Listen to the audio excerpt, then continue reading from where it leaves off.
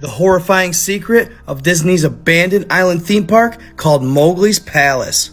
In the late 1990s, North Carolina's government would claim eminent domain, displacing people for Disney's $30 million resort on the beach side of Emerald Island, known as Mowgli's Palace.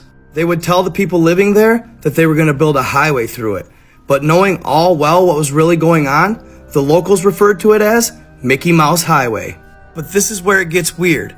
As soon as Disney got it up and running, they literally abandoned it. Shortly after that, it became a ghost resort. You couldn't even find any references to it online. So is it true? Did this theme park really exist? After reading about the resort on the dark web, these were some of the questions rolling through Christopher Howard Wolf's mind. So the Reddit user, also known as Slime Beast, grabbed his camera and got ready for adventure. He was even able to dig up a map they sent him years ago in the mail.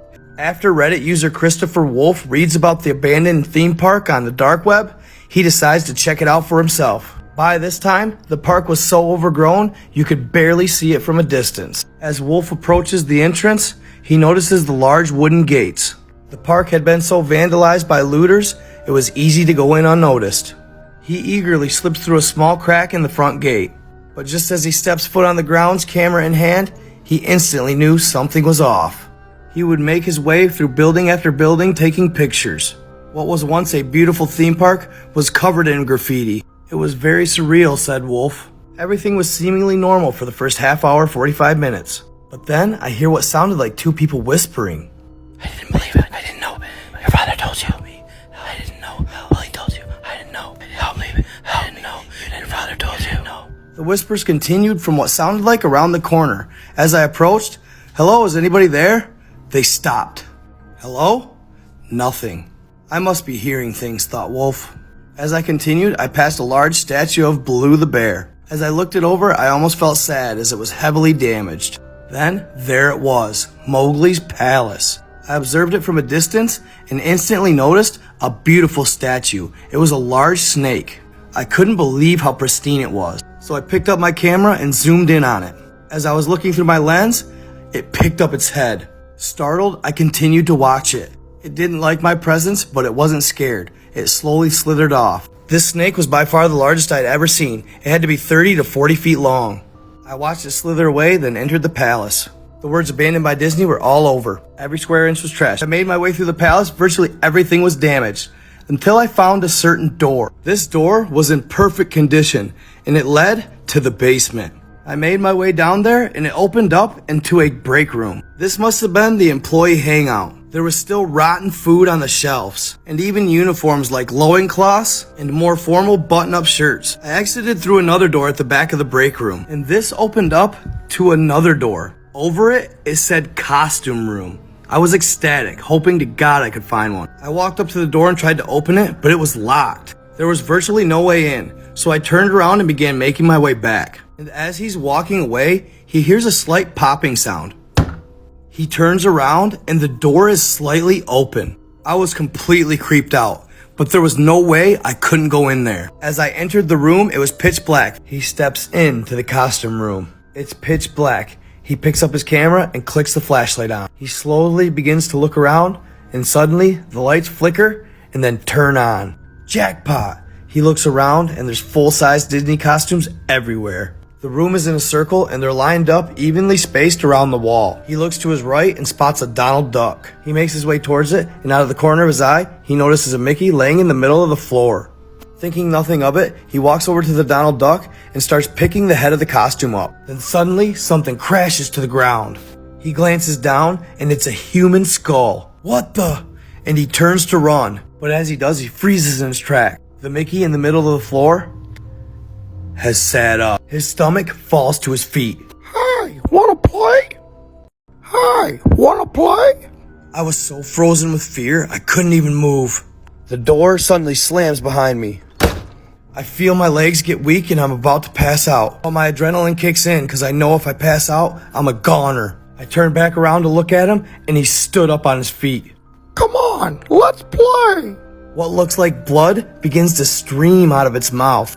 It begins walking towards me as I'm frantically trying to open the door. Where are you going, Christopher? You don't want to play? Want to take off my head? I can hear his footsteps as he inches closer. As it lifts its head, I can hear grunting and moaning. Then the door flies open. As I'm running, I can hear the blood spilling on the floor. Chris gets out alive, never publishes or says a word. Just a fair warning, this next video gets a little graphic, so if you're not into it, just keep scrolling. If you stuck around, good choice. This is the Russian sleep experiment of the 1940s. The objective was simple really, create a gas that could keep a soldier awake and alert much longer than the human body allows. All superpowers were running tests like this at the time because of World War II. The development of the gas was rushed. They were more focused on human trials at the time. So they selected 5 prisoners of war who were told falsely that they could go home if they did the experiments. They all eagerly agreed. Then they were put in a room where they would push the gas and oxygen through vents that would keep them awake. There were 5 beds, 1 for each of them, a cupboard full of books, a bathroom, and one-way glass watching the subjects, and they could talk to the researchers. Everything was normal for the first 3 or 4 days, but after that, it got dark quick. So after the 4th day of being awake, the subjects started to talk really dark, speaking about things that happened to them when they were young or during the war. This continued on for 4 or 5 more days, and the 9th day is when shit comes unhinged. One of the subjects loses it and starts walking back and forth screaming at the top of his lungs. And the whole time he's walking back and forth screaming, the other subjects are sitting in silence. He would walk back and forth screaming for a couple of days until finally he breaks his vocal cords. He didn't know exactly why he was screaming, but eventually he was paralyzed. Then a second subject started screaming, and that's when the other subjects covered the see-through glass. They would do this using water and pages from the books they had. They even used human waste. After blocking the glass, they broke all the microphones so the researchers couldn't hear. This went on for days. Okay, this may be a creepypasta, but if y'all don't think they were running these type of experiments in World War II, y'all need to wake up. And stay tuned, check out my next video. I got something coming after this. It's crazy real, and it's happening right now. So they let the silence go until day 15, and they finally open the door. When they get in, they cannot believe what they've done. 4 inches of water on the floor, they turned the faucets on and left them on. They were all sitting there emaciated, they had stopped eating, and they were actually ripping chunks of skin off themselves. Before the researchers went in, they shut off the gas, and I guess they were begging for them to turn it back on. Well, it's obvious they've had enough, so they tell soldiers to go in and grab them, take them to medical. In the process, one of the soldiers gets bit in the neck and bleeds to death. They realized 2 of them had passed away already, and the other 3 they took to medical. The whole time they were begging not to let them fall asleep, begging to have the gas back. When they sedated them, they all passed away.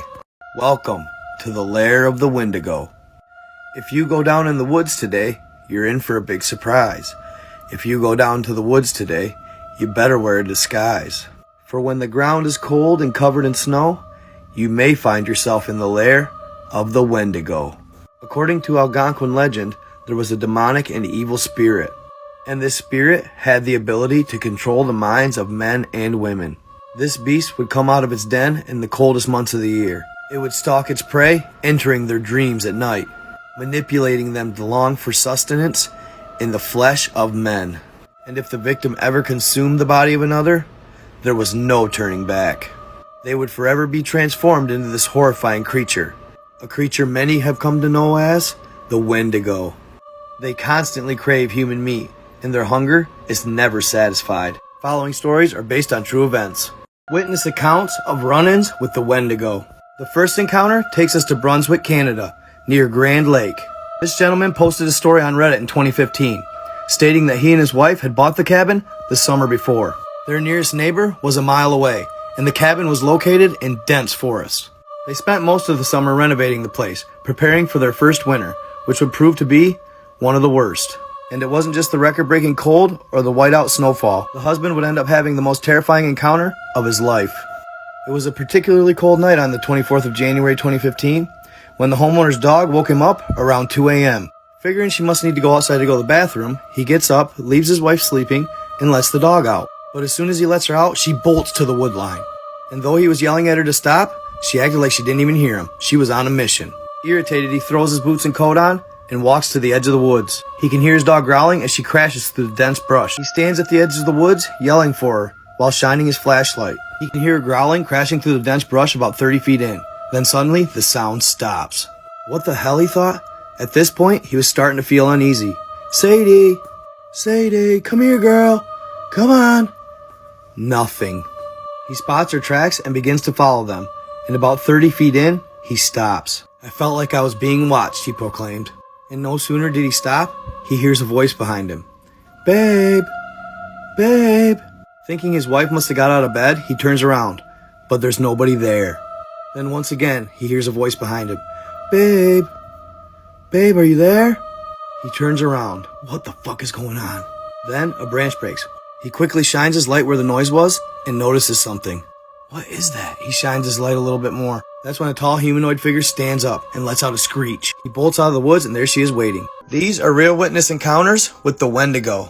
This is the account of Charles Chuck Latimer, Michigan outdoorsman and hunter.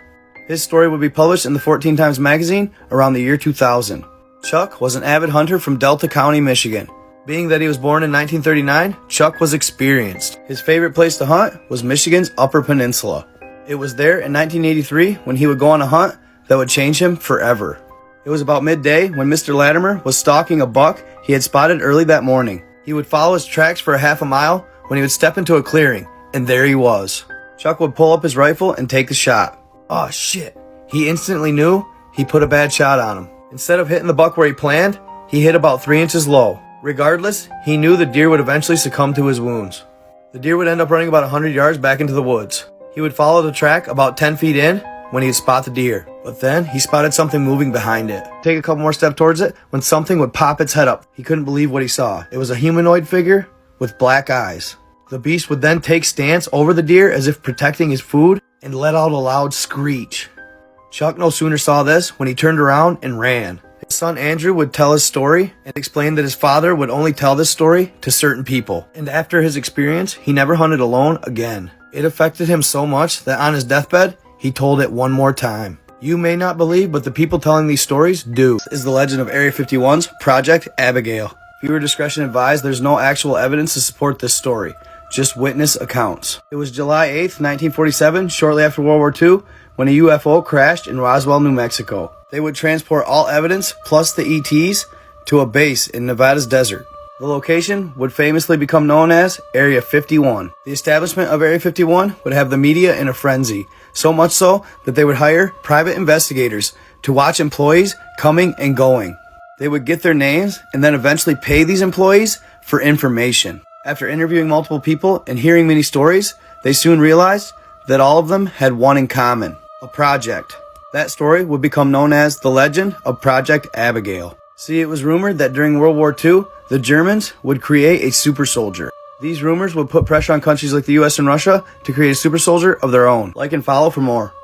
So after World War II in Roswell, Area 51 was established, and then there was this large race to create soldiers with immortality, basically super soldiers.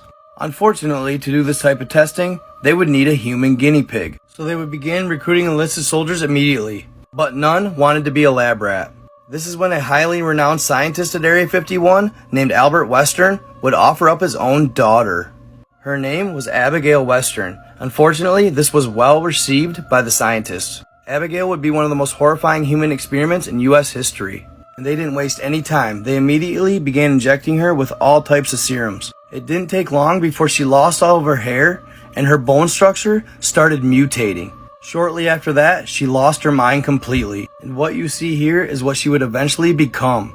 So Abigail was more or less a botched experiment. She was absolutely useless in the field. And after seeing what his daughter had become, Albert Western could no longer live with the guilt. He took his own life. But before he did, he left a long note to his colleagues to take care of his daughter for him. They completely ignored his request and decided to starve her. They figured this would be the easiest, most effective way to get rid of her. But after just one day of not having food, she went berserk. She would break out of her quarters that you see here. Alarms would sound and security would be called. This is when she would quickly encounter two guards. She would let out a loud shriek and kill them both, consuming every piece of them. One of them, she bit their entire head clean off. The rest of the guards would show up and immediately open fire, with the bullets having zero effect. Eventually, they got her contained. It's said you can still hear her cries today. So I did a little more digging. After they stopped feeding Abigail and she breaks out of her cell, killing 2 guards. The majority of accounts say that they captured her and put her back, and that if you're at or near the west side of Area 51, once in a while you can hear her scratches and her screams. But based on witnesses who were guards, they have a different story. They say that in fact, they never did capture Abigail. Area 51, of course, did not release this information because they wanted to avoid a public scare. Now, if she did actually escape, the big question, where did she go? And after a lot of research, I came to this conclusion. Here, you'll see the approximate location of Area 51. Right here, this is where Nevada borders up to Arizona. I believe that she possibly escaped south, held through the rough terrain, all the way to Superstition Mountains, where they find people beheaded all the time. And they're looking for the lost Dutchman's treasure. Sub my YouTube for more. Real zombies in World War I, you heard it here first. This is the attack of the dead men. The battle would take place at Auschwitz Fortress, built by the Russian Empire in the 19th century to fend off future German attacks. The Germans' first attempt on the stronghold, fall of 1914, would be held off by Russian artillery. The second attack would take place 6 months later. This time they would use 420mm cannons. After barraging the fortress for days, they would confidently execute a full-scale attack and again be held off. Months later, now under the command of Field Marshal von Hindenburg, the Germans would take a new approach. The new general would use poisonous gas, knowing the Russians had no masks. On the morning of August 6, 1915, they would deploy 30 cannons and 30 gas batteries. With the wind in their favor, the green smog would roll towards the Russians. The fog of chlorine and bromine would kill all the grass and turn all the leaves on the trees black. As it lifted, the Germans would move in, not knowing the terror they were about to face. They slowly made their approach, quickly noticing the eerie stillness from the Russian side. Part 2. The Germans had just sent poisonous gas to the Russian side. They put on their masks and began walking. As they approached, they noticed an eerie quiet coming from their opposer's side. They get within about 50 yards of the fortress, and that's when they first hear it. Their hair stands up on the back of their neck and a chill crawls down their spine. At this point, they knew it was too late. Attack! The last of the 9th through 12th Infantry gives it everything they have. Their faces sagging and oozing black fluid. Their eyes bloodshot red as they're coughing up pieces of their lungs. Some of them were even reported as running through bullets. The German army was stunned. They didn't know what to think as all the dead men barreled towards them. And as the front lines sees Russians running through bayonets seemingly possessed, they quickly retreat. They were so terrified, they were literally getting caught in their own wire traps, trampling one another. The Russians would once again seize victory that day, pushing the Germans out of their stronghold. The battle forever going down in history as the attack of the dead men. Most of the men who fought that day would eventually perish. Their heroic last stand would turn the tides of the war. But it makes one think, maybe the Germans stumbled onto something that day. And don't think the Russians didn't notice as well. The mix of chemicals had turned them into something fierce. And you gotta wonder, did the Germans take the first steps in creating zombies? If you dig deep enough, it's even said that some of them were even biting the German soldiers. And if this is the case, they've had enough time to completely master the formula. And with all that's going on in the world today, you can never ask too many questions. And a lot of times, if you take a trip to the past, the future can be predicted. Now, I'm not saying they were really zombies, but do we really know? Stay woke. This is the story of an animal control officer's strange encounter in the Appalachian Mountains. It was early one morning when the local animal control officer of a small town in West Virginia got a routine phone call. It was the new township doctor again. Lately, he had been receiving reports from her daily. She and her husband, who were both doctors, had just moved to the area. Originally, they had tried to set up a new office, but it's so rural where they were located that people were few and far between. So it wasn't long before the wife started feeling the people's need of an in-home doctor. As a result, she would often encounter homeowners' dogs. So she would call John, the only animal control officer in the county. And even though the people would often hide the dogs before he got there, he would take her call every time. But this particular call would be different. She would explain this house is way off the beaten path, and that as she was taking care of one of the children, she heard an odd noise coming from the bedroom. It was a low growl that sounded like a mountain lion. What was that? She asked the family, but they quickly shooed her out. After hanging up with her, John was baffled, as there had been no mountain lions ever recorded in this area of West Virginia. Regardless, he loaded up his lever-action rifle and the tranquilizer gun and took off. As he pulls up to the end of the long two-track, he marks his GPS and exits the vehicle. He spots a beaten path and begins making his way through the dense forest. After walking for about 100 yards, John notices something odd. The forest is completely silent. Then suddenly, he feels as if he's being watched. A chill was sent down his spine, but reluctantly, he kept moving forward. He continues for a couple more minutes when suddenly he starts hearing the sound of children playing. A feeling of relief swarmed over his body. Thank God, I must be getting close. But as he steps out of the woods and into the clearing, he sees that there's no children, and that the reported house and all the outbuildings were completely dilapidated. Something ain't right here, he thought to himself. Regardless, he pushes forward. He gets to the front door and clutches his rifle. Slowly, he pushes it open, and he quickly realizes the house has been abandoned. There's pictures of the family and dinner still set at the table. Weird, he whispers to himself out loud, and he makes his way across the creaking floor. When out of nowhere, he hears the whimper of a child coming from the back bedroom. He reaches the door and pushes it open with the barrel of his rifle. There's blood everywhere. As he sweeps the room, he sees a tall, shadowy figure crouching in the corner. It was whimpering as if a child. It stood up on all fours with long, gangly arms. He began to step back, but as he did, it mirrored him. It was waiting for him to turn and run. Then suddenly the beast lunged at him, but he quickly shot twice. To his relief, both times he hit the beast. As it lay there, he turned to run. He ran with all his might and made it to his truck. He sees 3 claw marks in the door. Quickly he gets in, turns it around, and takes off, noticing in his rear view an old man that had 2 gunshot wounds in his chest. After getting back home, he called a doctor. An old lady would answer. "There's no doctor here," she'd say. "I've been living here over 20 years, she'd explain. He'd call around and nobody ever heard of this doctor. John quit his job and moved the next day, later coming to the conclusion that what he saw that day was a Wendigo. Like and follow for more. This is the story of a family's strange encounter while camping in the Appalachian Mountains. It was late one summer and 13-year-old Joey wanted to go camping for one last time, so he convinces his parents to take him to their favorite spot. It's located in a small bluff at the base of the Appalachian Mountains. And at the last minute, little Joey decides his uncle should tag along too. So that makes 4 of them. They finish packing up and head out. After an hour drive, they get to their spot and set up the tents. But before dinner, they decide to take a little walk through the woods. While the mother stays back to watch camp, Joey, his dad, and his uncle begin the hike. About 20 minutes into the adventure, the dad and the uncle are having intense conversation about what the NFL is going to look like this year. When suddenly, they realize Joey is gone. They begin looking around frantically and there is no sight of him. "Joey, Joey, where are you at?" Nothing. They have no idea when he disappeared or where he headed.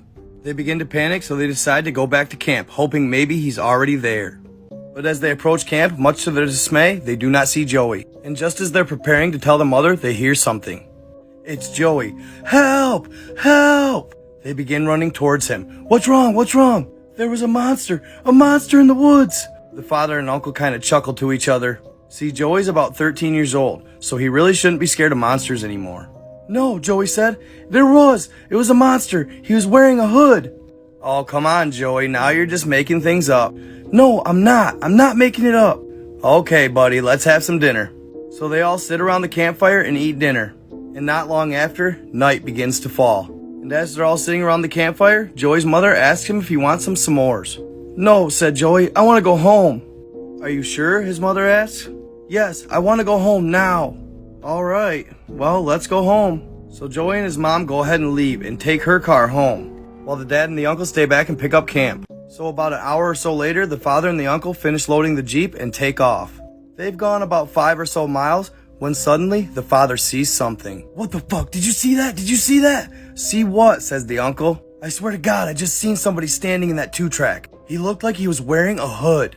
"Ah, come on now, knock it off," replies the uncle. "No, dude, I saw something." So he turns the car around and heads back to the 2-track. As he turns, his lights shine down it. And sure enough, there it stands, a hooded figure with his head down.